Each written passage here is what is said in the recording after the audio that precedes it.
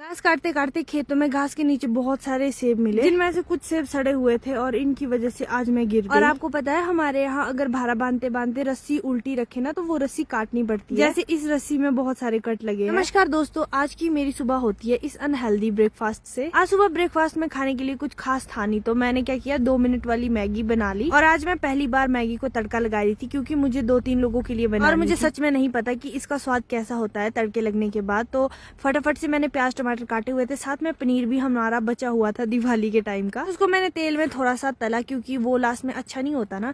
तो उसके बाद मैंने मैगी वगैरह डाल दी और जो भी इसके मसाले वगैरह, और सबसे आखिरी में जो हमने तला हुआ था पनीर उसको भी डाल दिया। और फाइनली कुछ इस तरह की बन के आती है हमारी मैगी। सच बताऊं तो ये इतनी ज्यादा टेस्टी बनी थी जितना मैंने सोचा भी नहीं था। इस मैगी से तो मेरा पेट नहीं भरने वाला, तो रोटी भी मैंने साथ में खा ली। और उसके बाद हम लोग आ गए थे यहाँ हॉस्पिटल में क्योंकि हमें थोड़ा सा काम था। और आज का हमारा दिन यही हॉस्पिटल के चक्कर लगाते लगाते खत्म हो गया, क्योंकि दिन भर इतना काम होता है कि दिन कब खत्म हो गया ये पता ही नहीं चलता है। फिर शाम को मैं और पापा जी आ जाते हैं घर। थोड़ी देर रेस्ट वगैरह करने के बाद हम लोग आ जाते हैं खेत, क्योंकि शाम को गाय के लिए चारा निकालना है। मम्मा जी पहले चले गए और मैं पीछे से आ रही हूँ। और घास काटते काटते दस्ताना पहनना तो कंपल्सरी है, क्योंकि एक भी दिन अगर मैं भूल गई तो उस दिन हाथ में कट लग ही जाता है, पता नहीं कैसे। और अभी के टाइम का आप मौसम देखो कितना प्यारा हो रहा है। ढूंढते ढूंढते मैं यहाँ गोभी के खेत में पहुंच गई। वैसे तो ये बंद गोभी का खेत है, बट देखने में तो कोई भी गोभी बंद है ही नहीं। देखो ऐसी बंद गोभी भी होती है। और यहाँ पर स्लाइडिंग देखो कितनी हुई है। नीचे बैंगन के पौधे जिनमें एक भी बैंगन नहीं लगा है। फिर मैं वापस चली गई दूसरी साइड। यहाँ पर मैंने देखा मेरी खतरों की खिलाड़ी मम्मा जी घास कटाई कितनी खतरनाक जगह में कर रहे हैं। यहाँ से नीचे को पूरी स्लाइडिंग हुई है, इतनी खतरनाक जगह तो मुझे जाने से भी डर लगता है। फिर मैंने अपने लिए ढंग की जगह ढूंढी और फटाफट से यहाँ पर घास काटने लगी। और